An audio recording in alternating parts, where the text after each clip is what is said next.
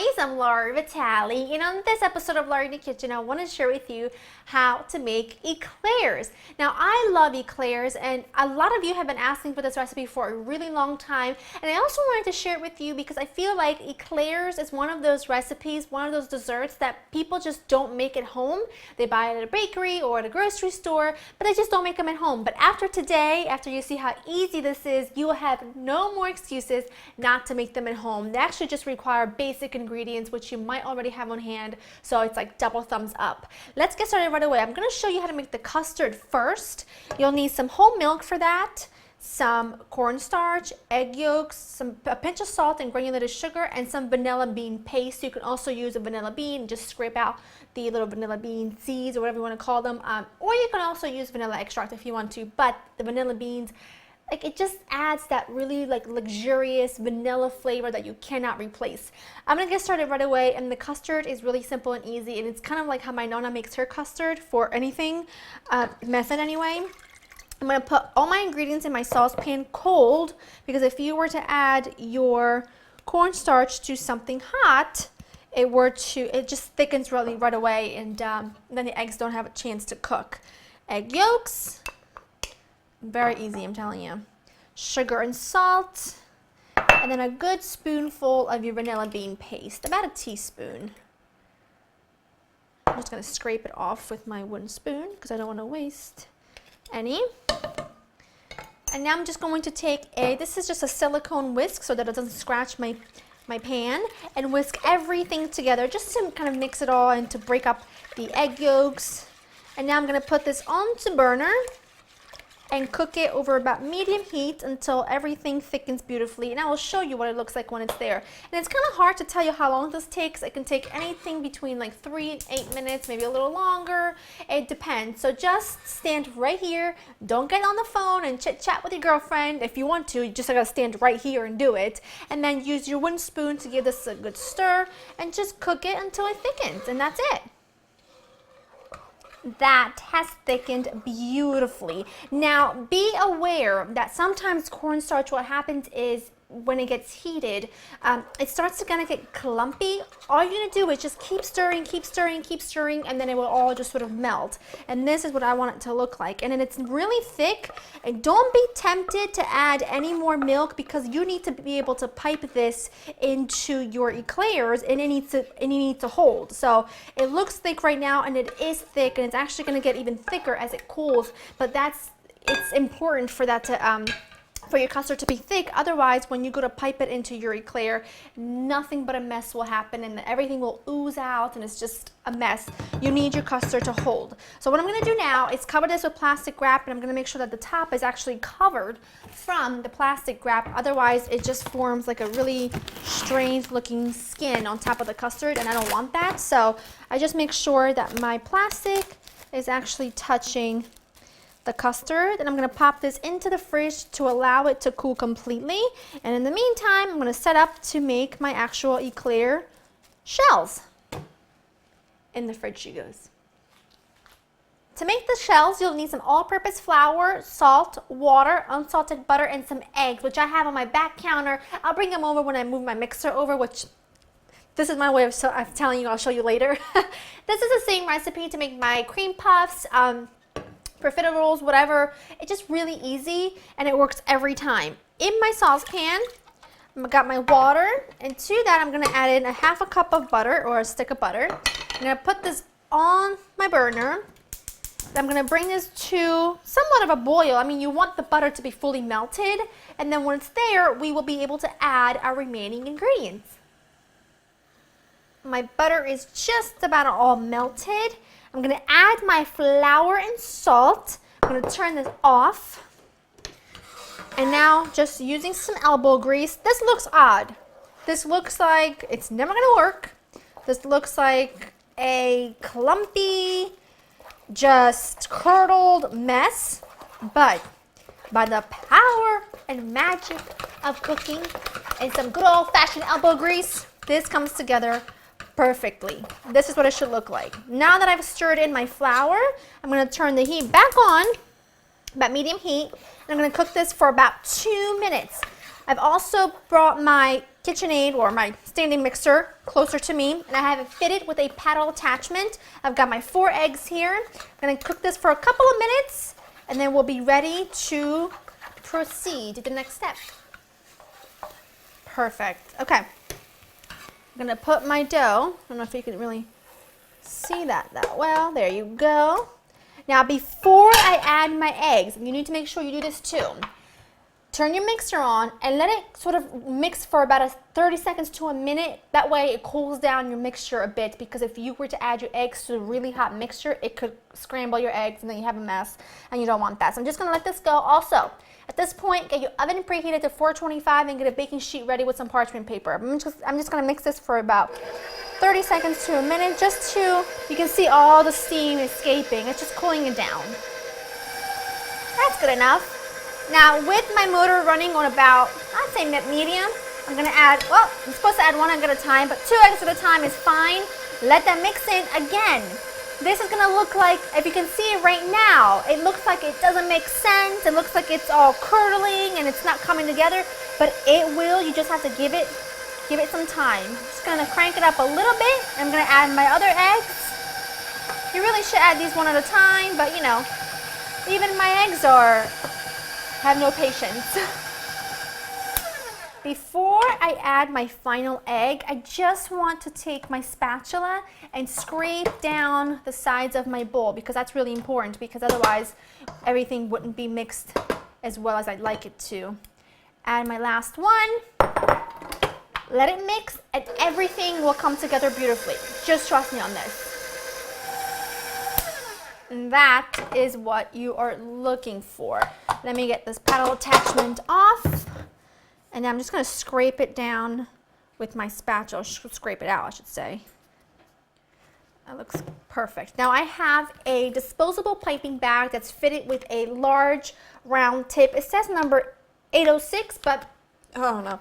I just use the largest round tip I can get my hands on. And I have a couple of those in my drawer. So that's what I'm going to use. I'm going to fill this baby up. I'm going to probably do it in batches, because my disposable piping bag, or my piping bag, isn't that big. But of course, if you don't have a piping bag, you can do what I do most of the time and just use a resealable bag and just snip off one of the corners, and you will be in business.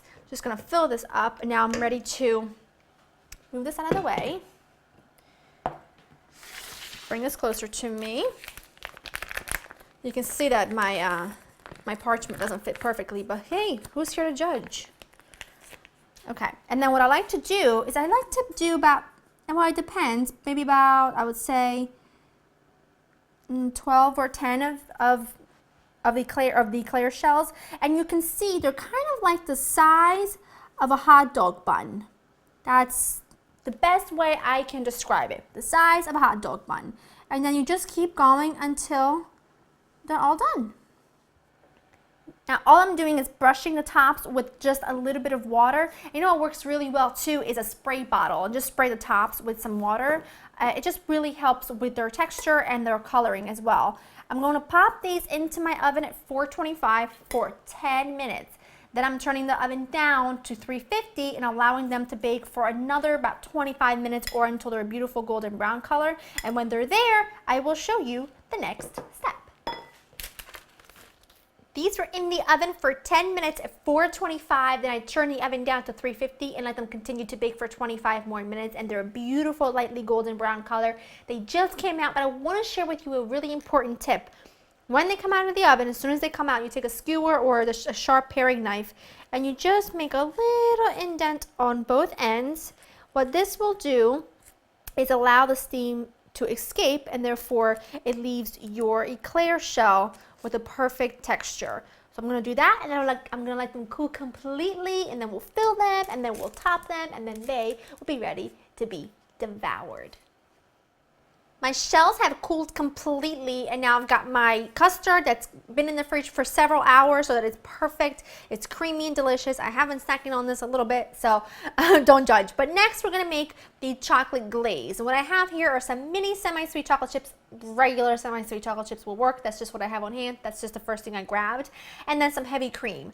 I'm going to take my heavy cream and put that in a small saucepan, and I'm going to bring that to a simmer. I want that to get nice and hot. That way it will melt my chocolate. But in the meantime, I have another disposable piping bag fitted with a smaller round tip.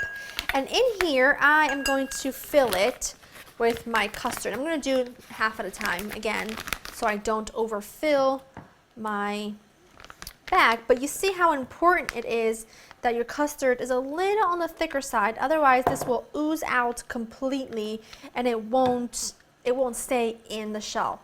Trust me. One might have guessed that I learned that the hard way. This works wonders. Then you just sort of get that ready. Move that to the side. And this is how easy it is. You can do one of two things. You can stuff them like I'm going to, or you can cut them in half. I'm actually going to put this down. Or you can cut them in half like so, stuff them, put the top on, and then glaze them. But actually my cream is nice and hot. It's starting to bubble around the edges. I'm going to pour that over my chocolate chips, and then I'm not going to touch it or anything for just a couple of minutes. Let that do its thing, set it aside. In the meantime, I'm just going to take my skewer and then just make a slightly bigger indent on each side, just a little one, and then just start filling. I like to do like half on that side, and then turn it around, stick it in there, and fill it with the other half. You'll feel the inside of your shell sort of get plumped up from the custard, and that's it. Last one. Excellent. A little bit of custard, okay? Boy, is that delightful. I'm gonna set them aside just for a minute because I've got my chocolate here. It's been sitting for a couple minutes, and now I can go in with my little half moon whisk and whisk it up until everything is beautifully melted. Look at that gorgeousness. And now I just take a spoon, take some of my glaze, and then just let it do that magical thing where it just sort of falls where it wants to fall. Way too excited. You can also dip if you want to. Just take that and dip it right in. I mean, the world? Whose pickle is the world? That would be yours. Your pickle, my friend. You do what you want. I'm actually just going to put them in here. This custard is like the most delightful thing ever. Look at that. Look at that. I know. I know. And how ridiculously easy are they to make, and with basic ingredients. I mean, these really, this is one of those recipes that really calls for the most basic ingredients you probably already have on hand, which is another reason why I love this, or I love them, I should say. I'm just going to continue to dip each one.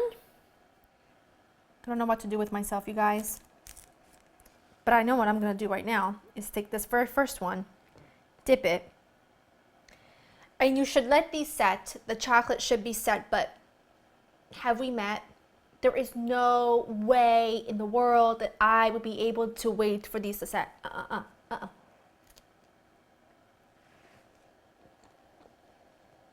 mean, really.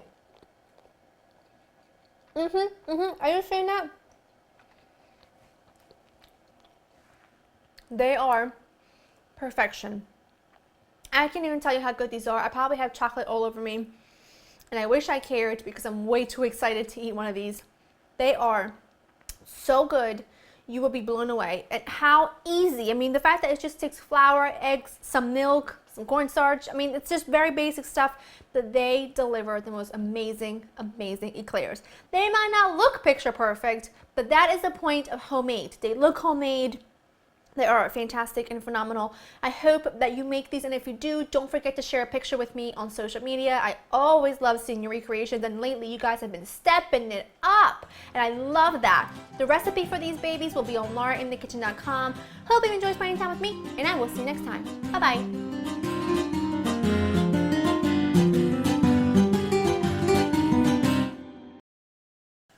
We'll be able to add our remaining ingredients.